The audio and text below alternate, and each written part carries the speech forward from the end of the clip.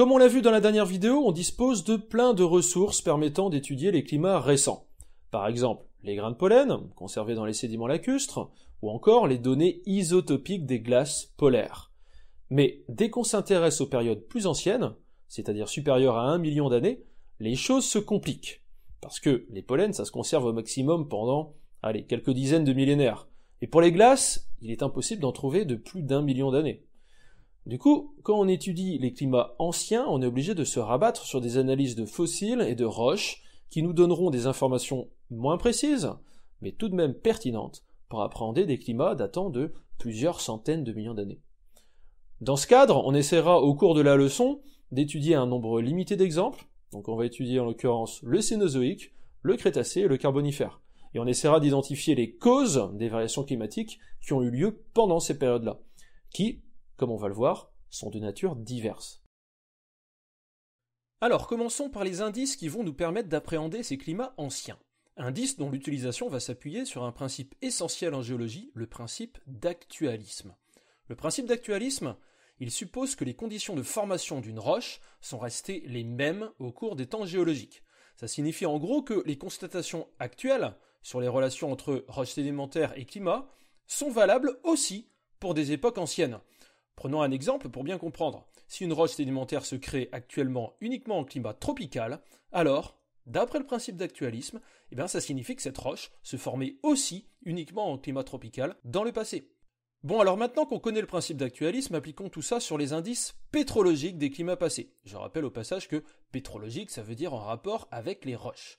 Parce que les roches sédimentaires, elles se forment généralement dans des conditions bien particulières, conditions qui intègrent bien souvent le climat. Du coup, on va maintenant voir quelques exemples de roches qui ne se forment que sous certains climats particuliers. Alors commençons par les latérites et les bauxites, qui sont des roches généralement de couleur rouge et riches en minerais d'aluminium. Eh bien ces roches, elles ne se forment que dans des conditions de forte altération chimique. Alors qu'est-ce que ça veut dire ? Eh bien qu'il faut qu'il y ait beaucoup de précipitations. Bah oui, parce que c'est l'eau qui va venir arracher les ions et amorcer les réactions chimiques responsables de l'altération des roches. Et il faut également qu'il y ait de fortes températures qui permettent d'accélérer les réactions chimiques. Du coup, forte précipitation et haute température, ce sont des conditions qu'on ne trouve qu'en climat tropical ou équatorial. Ce type de roche se forme d'ailleurs actuellement, par exemple ici au Brésil. Ainsi, d'après le principe d'actualisme, si on trouve des bauxites et des latérites dans des couches géologiques, on saura qu'au moment du dépôt de ces roches, le climat devait être aussi de type tropical. Deuxième exemple, le charbon. Vous connaissez tous cette roche noire qui est utilisée comme combustible pour fournir de l'énergie. Ce charbon, comme son nom l'indique, il est très riche en carbone, qui provient initialement de matière organique. En fait, pour former du charbon, il faut initialement qu'il y ait des végétaux terrestres, du style des arbres.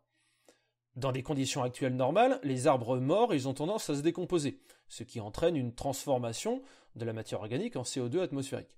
Mais, dans certaines conditions bien particulières, une partie de la matière organique est conservée. Et dans ce cas-là, elle pourra être enfouie avec des sédiments avant de se transformer très lentement en profondeur grâce à des conditions de forte pression et de forte température. Et c'est cette transformation qui finira par donner du charbon. Du coup, on admet que pour qu'il y ait formation de charbon, il faut qu'il y ait de la matière organique qui échappe à la décomposition. Et cela, ça signifie généralement la présence d'une forêt extrêmement dense qu'on qualifie de luxuriante. Et ce genre de forêt, on en trouve en général plutôt en milieu tropical. C'est pour cela qu'on suppose généralement que le charbon marque la présence d'un climat tropical. Troisième exemple, les évaporites. Alors ces évaporites, il s'agit de roches sédimentaires particulières qui se forment par cristallisation d'ions. Il en existe plusieurs, mais les plus connus sont le gypse, la sylvite, ou bien sûr le sel-gemme, qu'on appelle également halite. Et pour qu'il y ait cristallisation d'ions, donc pour que ces roches puissent se former, il faut qu'il y ait une évaporation intense de grandes quantités d'eau salée. D'ailleurs, c'est de là que provient le terme évaporite. Actuellement, on a des évaporites facilement accessibles en surface au niveau des grands déserts de sel en Amérique du Sud. Du coup, on suppose que pour avoir ce type de roche, il faut avoir la présence d'un climat chaud et sec.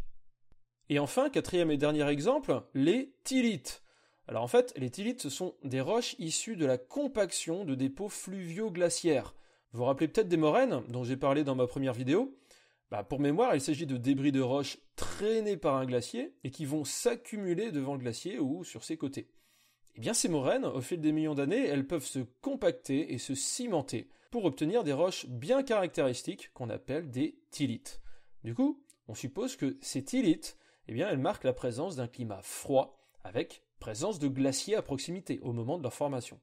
Voilà pour les indices pétrologiques. Et la deuxième grande catégorie d'indices climatiques, ce sont les indices paléontologiques, c'est-à-dire des indices liés à la présence de fossiles.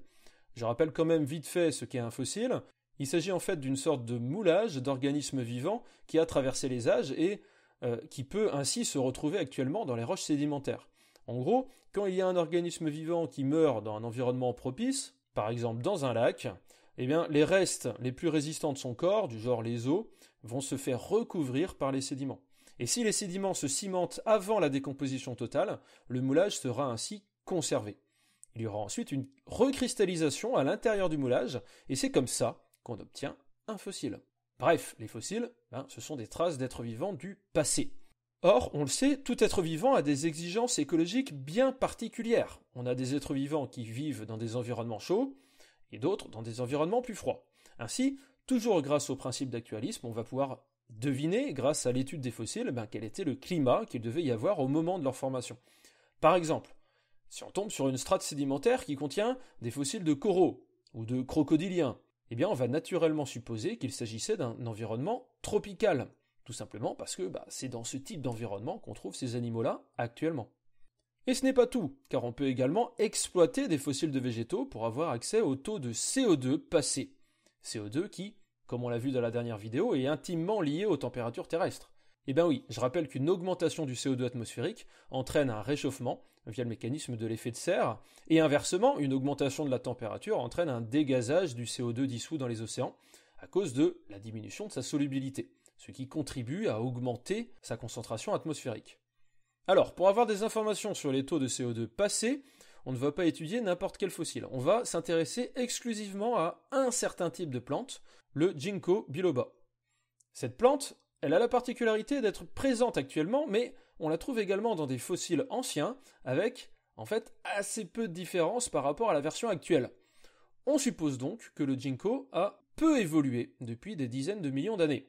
Or, on constate que sur les Ginkgo actuels, leur nombre de stomates varie selon la concentration de CO2. Je rappelle que les stomates sont des petites ouvertures situées sous les feuilles des plantes et qui leur permettent de faire entrer l'air dans la plante. Parce que oui, la photosynthèse, elle nécessite du CO2, qui est un de ces réactifs. Du coup, les stomates, ils permettent d'amener ce CO2 jusqu'aux cellules chlorophylliennes. Et donc, il y a certains scientifiques qui ont supposé que plus le CO2 était concentré dans l'air, moins la plante avait besoin de stomates. Donc moins la plante ne présentait de stomates sur ses feuilles. Pour démontrer ça, ils ont fait pousser des ginkgos dans des atmosphères contrôlées, avec différentes concentrations de CO2. Et puis ils se sont attelés à évaluer l'indice stomatique sur leurs feuilles. L'indice stomatique, c'est la proportion de stomates par rapport au nombre de cellules épithéliales. Grâce à ces travaux, ils ont pu obtenir ce genre de graphique qui montre bien une association entre l'indice stomatique et le taux de CO2 de l'air. Concrètement, ça signifie que l'hypothèse était donc exacte et que plus le CO2 est concentré dans l'air, moins les ginkgos ont de stomates. Du coup, il suffit de trouver des feuilles de ginkgo fossilisées suffisamment bien conservées pour qu'on puisse compter leur nombre de stomates, comme ici par exemple. Et à partir de ça, grâce à la courbe précédente, on peut retrouver la quantité de CO2 à l'époque de ces fossiles, ce qui nous donnera une information sur le climat qu'il faisait à l'époque. Et enfin, dernier type d'indice climatique, les indices isotopiques. Alors, je vous épargne les explications complètes sur les isotopes et tout ça, puisque j'en ai déjà parlé en détail dans la vidéo précédente. Mais en gros, ce qu'il faut savoir, c'est que dans les sédiments se trouvent des tests de foraminifères, qui sont de petits organismes marins, et ces tests de foraminifères, ils sont calcaires, c'est-à-dire constitués de carbonates. Ces carbonates, ils peuvent être constitués avec de l'oxygène lourd, O18, ou avec l'oxygène léger, O16. Et le rapport entre les carbonates lourds et légers constitue ce qu'on appelle le rapport isotopique. Rapport isotopique que l'on va comparer à celui de l'eau de nos mers actuelles pour obtenir ce qu'on appelle le delta O18. Le delta O18 des sédiments, il est proportionnel au delta O18 de l'eau de mer au moment de leur formation, qui lui-même dépend du volume d'eau stocké dans les calottes glaciaires. Ainsi, plus le climat global sera froid, plus il y aura de gros volumes de glace sur les calottes, et donc plus le rapport isotopique des foraminifères sera élevé. Et inversement, un climat chaud signifiera la fonte des calottes, ce qui entraînera un rapport isotopique des foraminifères bas. Ainsi, le delta isotopique mesuré dans les sédiments est inversement proportionnel à la température globale qui régnait au moment de leur formation. Bon, maintenant qu'on sait comment on fait pour étudier les climats anciens, on va appliquer tout ça à 3 périodes passées de l'histoire de la Terre. Le Carbonifère, le Crétacé et le Cénozoïque. Alors commençons par la période la plus ancienne, le Carbonifère. Il s'agit d'une période du Paléozoïque qui s'étend entre 355 et 295 millions d'années. Et cette période, comme son nom l'indique, est caractérisée par le dépôt de grosses quantités de charbon, qui sont typiques d'un climat tropical. Mais pas que. On trouve aussi beaucoup de thyllites, c'est-à-dire des dépôts fluviaux glaciaires typiques d'un climat froid. Alors pour savoir si le climat était plutôt chaud ou froid, on peut reconstituer la position des continents à l'époque et placer dessus les différents gisements de charbon et de thyllites. Et voilà ce que ça donne. Et là, on se rend compte que les dépôts de thyllites se réalisaient quand même jusqu'à une latitude d'une trentaine de degrés, donc pas très loin des tropiques, et que les dépôts de charbon avaient lieu en zone tropicale. Du coup, on peut déduire que le climat lors du Carbonifère semblait contrasté et plutôt froid, un petit peu comme le climat actuel, en peut-être un petit peu plus froid. Maintenant, si on date les thyllites, on se rend compte qu'elles se déposent plutôt vers le milieu et la fin du Carbonifère. On peut ainsi en déduire qu'il y a eu un refroidissement important pendant cette période. Au passage, il semblerait que cette période froide se soit prolongée jusqu'au Permien, et que c'est seulement à la fin du Permien, vers 240-250 millions d'années à peu près, que le climat se serait réchauffé. Continuons donc maintenant avec le climat du Crétacé, qui est une période du Mésozoïque comprise entre 140 et 65 millions d'années. Et là, c'est complètement l'inverse du Carbonifère, puisque le climat est marqué par un important réchauffement, avec des températures qui semblent très élevées sur cette période. Alors, quels sont les indices qui nous permettent de dire ça ? Eh bien déjà, on a une recrudescence de marqueurs pétrologiques typiques des climats chauds, avec notamment énormément de bauxite et de latérite, mais aussi des évaporites, et pas mal de charbon. Ces roches, on les trouve jusqu'à des latitudes très élevées, ce qui prouve bien la présence d'un climat chaud, même sur les régions proches des cercles polaires. En outre, on a aussi beaucoup d'indices paléontologiques typiques des climats chauds. Par exemple, on va trouver des fossiles de dinosaures jusqu'à des latitudes de 75 degrés, des fossiles de crocodiliens jusqu'en Sibérie et en Inde, qui étaient à l'époque à assez haute latitude. Et concernant les récifs coralliens, on sait qu'ils étaient étendus à l'époque jusqu'à des latitudes de 60 degrés, alors qu'aujourd'hui, ils ne peuvent pas se développer au-delà des 30 degrés de latitude. On trouve aussi des feuilles de ginkgo fossilisées datant du Crétacé, dont les indices stomatiques sont particulièrement bas, ce qui nous indique la présence de hautes concentrations de CO2 à cette époque. Bref, tous les indices concordent sur la présence d'un climat très chaud pendant le Crétacé. Et enfin, dernière période que l'on va étudier, le Cénozoïque. Alors d'ailleurs, c'est plus une ère qu'une période, puisqu'il s'agit de l'ère tertiaire qui suit immédiatement le Crétacé et qui s'étend jusqu'à presque l'époque actuelle. En termes de date, le Cénozoïque, il s'étend donc entre 65 et 2,5 millions d'années. Pour étudier le Cénozoïque, on se base surtout sur les données isotopiques des sédiments océaniques, donc sur le delta O18 des foraminifères.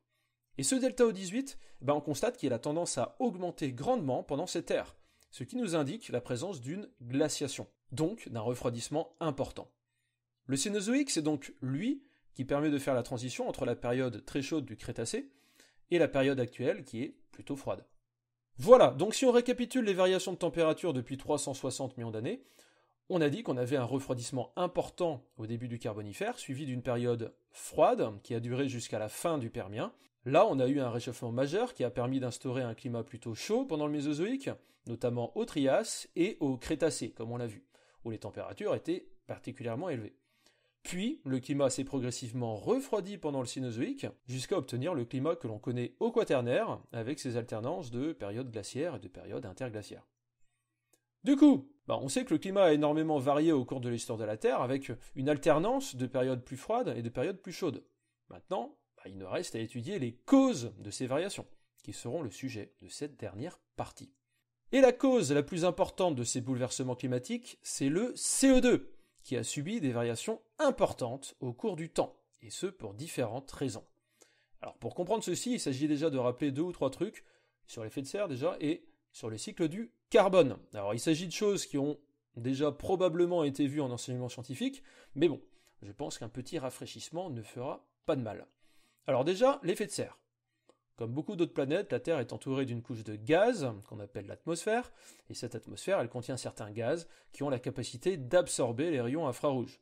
Donc ces gaz, on les appelle les gaz à effet de serre. Ces gaz, par ordre d'importance, sont la vapeur d'eau, le CO2, le méthane et le protoxyde d'azote, donc N2O. Alors, l'effet de serre, comment ça fonctionne? Contrairement à une idée reçue, les gaz à effet de serre ne captent pas les rayons du Soleil. Ils ne les réfléchissent pas non plus. Du moins, pas beaucoup. En fait, l'atmosphère est globalement transparente aux rayons solaires, qui peuvent donc facilement atteindre la surface de la Terre et ainsi la réchauffer. La surface terrestre, grâce à l'échauffement fourni par le Soleil, émet elle aussi des rayonnements. Ces rayonnements, ce sont des infrarouges. Ils sont invisibles, bien sûr, mais ils contiennent tout de même pas mal d'énergie. Eh bien, ce sont ces rayonnements infrarouges qui sont interceptés en grande majorité par les gaz à effet de serre atmosphériques, et donc ces gaz vont ensuite réémettre des infrarouges vers la surface terrestre, ce qui va contribuer à la réchauffer.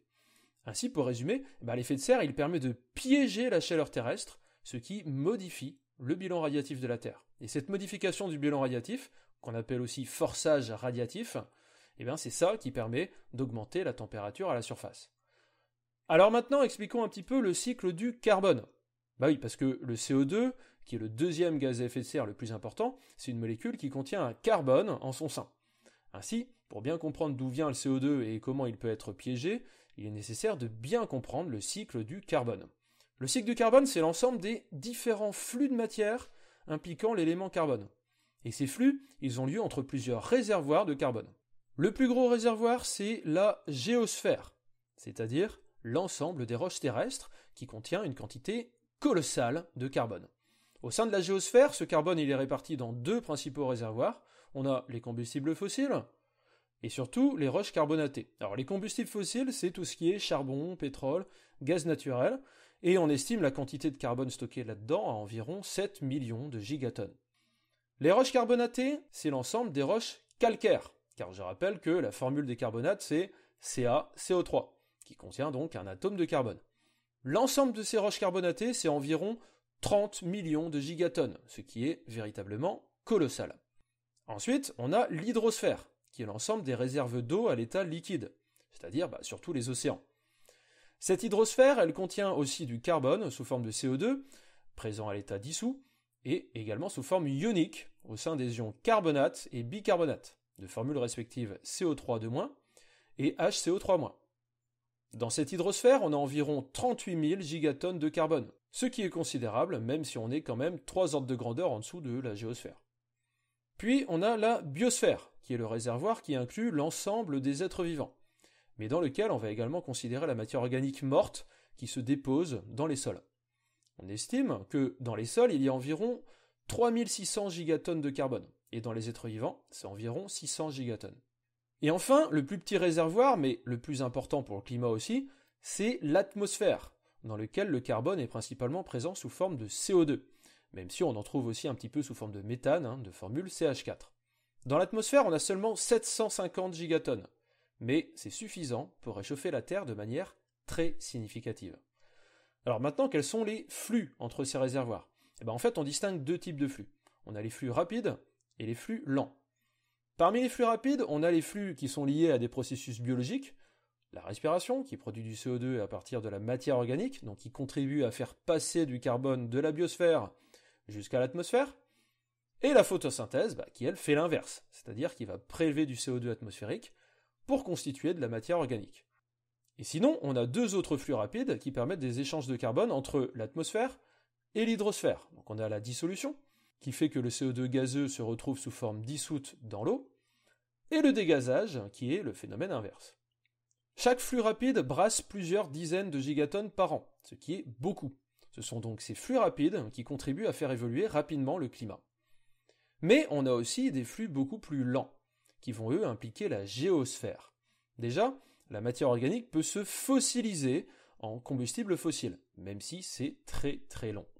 Ce flux-là, du coup, il fait seulement 0,07 gigatonnes par an. Le carbone présent dans les carbonates peut être libéré dans l'atmosphère grâce au volcanisme, même si, encore une fois, ça ne concerne pas beaucoup de volume. Et enfin, la précipitation des carbonates permet au carbone présent dans les océans sous forme d'ions d'être séquestré sous forme de calcaire dans les roches. Ce flux-là, il pèse pour 0,3 gigatonnes de carbone par an. Ces flux-là, on a l'impression qu'ils sont négligeables vu leur valeur très faible, mais c'est pourtant eux qui vont être responsables des grandes modifications climatiques qu'on a abordées tout à l'heure. Alors si je reprends le premier flux, celui de la fossilisation de la matière organique, ce flux, il varie beaucoup selon les époques à cause de raisons diverses. Notamment, pendant le Carbonifère, on a un piégeage du carbone sous forme de matière organique qui augmente de façon très significative. Alors pourquoi ? Parce que à cette époque, c'est la toute première fois qu'on a des végétaux ligneux, c'est-à-dire des arbres quoi. Or, la lignine, c'est une molécule très résistante, et donc a fortiori très difficile à décomposer. Et en fait, à cette époque-là, on n'avait pas encore de micro-organismes capables de décomposer la lignine. C'est pour cela que de grandes quantités de matière organique ont pu échapper à la décomposition et se sont retrouvées piégées dans les sédiments. C'est à cause de cela qu'au Carbonifère, autant de charbon se forme, d'autant qu'il y avait une grande surface continentale au niveau des latitudes intertropicales. Et du coup, toute cette formation de charbon a pu contribuer à baisser le carbone atmosphérique, et par conséquent à baisser l'effet de serre, ce qui a dû contribuer au refroidissement. Concernant le deuxième flux, celui du volcanisme, c'est pareil, il est très variable selon les époques. Déjà parce qu'à certains moments, il y a des provinces volcaniques géantes qui peuvent sortir de terre et qui contribuent à produire d'énormes quantités de CO2 atmosphérique. Les provinces volcaniques géantes, ce sont des ensembles volcaniques de type point chaud et qui vont émettre des quantités colossales de magma. Voici sur cette frise les occurrences de ces provinces volcaniques géantes. Et là, on se rend bien compte qu'elles ne sont pas du tout homogènes dans le temps. Par exemple, on voit que pendant le Carbonifère et le Permien, il y avait très peu de ces provinces, ce qui pourrait être une justification supplémentaire au refroidissement constaté. En revanche, pendant le Crétacé, on voit bien que ces événements sont beaucoup plus fréquents, ce qui a dû contribuer à l'augmentation du CO2 atmosphérique, donc au réchauffement. Et après, il n'y a pas que les provinces volcaniques géantes. Le volcanisme de Dorsal, qui produit aussi du CO2, est lui aussi très variable. Pour appréhender l'intensité de ce volcanisme de Dorsal, on peut étudier les variations d'accrétion océanique à travers le temps. Pour cela, il suffit d'observer une carte des âges des fonds océaniques, par exemple ici de l'océan Atlantique, et on voit bien en effet sur cette carte que la portion de croûte océanique qui est formée pendant le Crétacé, elle est bien supérieure à ce qu'il y a pendant les autres périodes, ce qui indique une activité des dorsales océaniques supérieure pendant cette période. Au passage, cette activité accrue des dorsales se fait dans un contexte de fracturation de la Pangée. Oui, pendant le Trias et le Jurassique, on avait un espèce de gros continent unique qui a commencé à se fragmenter pendant le Crétacé. Et cette fragmentation continentale est liée à une multiplication du nombre de dorsales océaniques. Dorsales qui sont représentées sur ces images-là par des traits noirs et qui, comme on peut le constater, étaient particulièrement nombreuses pendant le Crétacé. Donc tout ça, ça fait davantage de volcanisme, ce qui a dû contribuer à augmenter le CO2 atmosphérique, donc à réchauffer le climat. Et enfin, concernant le troisième flux lent, celui de la précipitation des carbonates, celui-là, il est aussi variable dans le temps. En fait, pour précipiter des carbonates, il faut des ions bicarbonates. Et ces ions bicarbonates, ils sont obtenus par l'altération des silicates. Pour illustrer cela, prenons un silicate au hasard, un feldspath plagioclase, dont voici sa formule chimique. Lorsque le plagioclase s'altère sous l'action de l'eau, ça va consommer du CO2, ce qui va donner des argiles, en l'occurrence de la kaolinite, mais également des ions calcium, et surtout des ions bicarbonates. Et ensuite, ces ions bicarbonates, ils pourront être utilisés pour précipiter des carbonates de calcium. Cette précipitation entraîne la production d'une molécule de CO2, mais si on fait le bilan de ces deux réactions, on voit bien que le dioxyde de carbone est globalement consommé dans le processus. Ainsi, c'est bien grâce à l'altération des silicates que la précipitation des carbonates entraîne le piégeage du CO2, ce qui entraîne la baisse du CO2 atmosphérique. Or, cette altération des silicates, elle est favorisée lorsque les roches sont exposées aux intempéries, ce qui est le cas au sein des chaînes de montagne. Du coup, plus il y aura de chaînes de montagne, plus il y aura altération des silicates. Et donc plus le CO2 atmosphérique a tendance à diminuer, ce qui aura tendance à entraîner un refroidissement climatique. C'est ce qui se passe lorsqu'il y a de grosses orogénèses, comme par exemple au Carbonifère, où il y avait formation de la chaîne hercynienne, ou bien au Cénozoïque, où la chaîne alpine se met en place, avec notamment la surréaction de l'Himalaya. Ainsi, il semblerait que ces deux grandes orogénèses aient largement contribué au refroidissement pendant ces deux périodes, en permettant l'absorption du CO2 atmosphérique et donc la diminution de l'effet de serre. Voilà donc comment des variations dans les flux du cycle du carbone lent peuvent, sur le long terme, générer des modifications climatiques majeures. Mais ce n'est pas le seul facteur pouvant impacter le climat. En effet, à cause des mouvements tectoniques, des changements dans les courants océaniques peuvent avoir lieu, ce qui peut aussi entraîner des variations climatiques, comme nous allons le voir maintenant. En fait, on peut distinguer plusieurs configurations de courants océaniques qui ont chacune des influences spécifiques sur le climat. Première configuration, il peut y avoir un courant qui fait le tour du globe dans la région intertropicale, ce qui implique l'absence de masse continentale sur cette zone. Cette configuration, pour plusieurs raisons que je n'expliquerai pas ici, on considère qu'elle a tendance à entraîner un réchauffement global. Au Crétacé, à cause de la fracturation de la Pangée et à la mise en place d'océans orientés est-ouest dans la zone intertropicale, il y a justement ce genre de courant qui s'est mis en place, ce qui a dû contribuer au réchauffement que l'on connaît. Deuxième configuration, la présence d'un courant froid autour d'un continent situé au niveau d'un pôle. Ça, c'est ce qu'on appelle un courant circumpolaire. Ce type de courant va ainsi permettre d'isoler le continent des courants océaniques chauds, ce qui permet de favoriser la mise en place et la conservation d'une calotte glaciaire imposante. Calotte glaciaire blanche qui va contribuer à augmenter l'albédo global, et donc à diminuer l'énergie absorbée par la surface terrestre. On suppose donc que cette configuration entraîne un refroidissement global.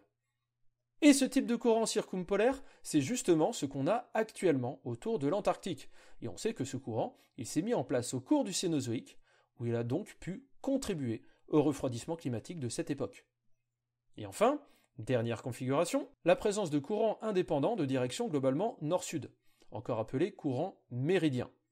Les scientifiques considèrent que la mise en place de ce type de courant peut favoriser le développement des calottes glaciaires, car ils permettent d'apporter de l'humidité jusqu'au pôle. Et encore une fois, plus de calottes glaciaires, ça signifie un albédo plus élevé, donc un refroidissement du climat global. Ce système de courant méridien, c'est aussi ce qu'on a actuellement, à cause de la disposition des continents, qui sont plutôt orientés nord-sud. Et comme le courant circumpolaire antarctique, on considère que ces courants méridiens se sont mis en place pendant le Cénozoïque, lorsqu'on a eu la convergence nord-sud, responsable de la ceinture orogénique alpine. Ainsi, on pense aujourd'hui que c'est le changement de régime des courants océaniques, qui sont passés de intertropicaux à méridiens, qui a pu largement contribuer au refroidissement climatique au cours de cette ère. Du coup, si on récapitule un petit peu tout ça, le refroidissement carbonifère, il est causé par deux facteurs principaux, la surréaction de la chaîne hercynienne, qui a augmenté l'altération des silicates, et le piégeage du CO2 dans les charbons. Le réchauffement crétacé, on considère qu'il est lié au volcanisme intense, ainsi qu'à la mise en place de courants océaniques intertropicaux faisant le tour du monde. Et le refroidissement cénozoïque, qui serait dû au changement de régime des courants océaniques, avec la mise en place de courants méridiens et d'un courant circumpolaire autour de l'Antarctique, et qui serait dû également à l'altération intense qui a suivi la mise en place de la ceinture orogénique alpine. Voilà, alors comme on l'a vu pendant la vidéo, les climats anciens peuvent être appréhendés grâce aux données paléontologiques et pétrologiques, c'est-à-dire grâce à l'étude des fossiles et des roches qui ont été conservés dans les niveaux géologiques pendant des dizaines de millions d'années. Pour cela, on s'appuie sur le principe de l'actualisme, qui suppose que les conditions passées étaient similaires à ce qu'on observe actuellement. Et grâce à ces données, on a pu étudier les climats à différents moments de l'histoire de la Terre, donc pendant le Carbonifère, où le climat s'est fortement refroidi à cause notamment du piégeage du CO2 atmosphérique au sein des charbons, qui se sont formés de façon massive à l'époque. Le refroidissement carbonifère semble aussi lié à la formation de la chaîne hercynienne, qui a entraîné une recrudescence de l'altération des silicates, ce qui a pu contribuer à la baisse du CO2 atmosphérique. Pendant le Crétacé, c'est le contraire, puisque les différents indices nous démontrent plutôt la présence d'un climat particulièrement chaud, dont l'origine provient principalement du volcanisme intense et des courants océaniques. Et enfin, le Cénozoïque, qui suit immédiatement le Crétacé, a vu les températures chuter à cause de la surréaction et de l'altération de la chaîne alpine, ainsi que de la mise en place de courants océaniques méridiens et circumpolaires, qui ont favorisé le développement des calottes glaciaires. L'étude de ces variations climatiques anciennes nous apprend donc que le CO2 joue un rôle clé dans la dynamique climatique, via son impact sur l'effet de serre. Ainsi, tout ça nous confirme bien que les émissions carbonées actuelles sont à même de perturber le climat terrestre. Étudier les climats anciens nous permet ainsi de constater que le réchauffement climatique actuel est extrêmement rapide au regard de ce qui avait lieu par le passé. Alors comment limiter ce réchauffement et comment s'y adapter? Eh bien ça sera le programme de la prochaine vidéo, dernière de cette série sur les climats. Alors je vous dis à très bientôt.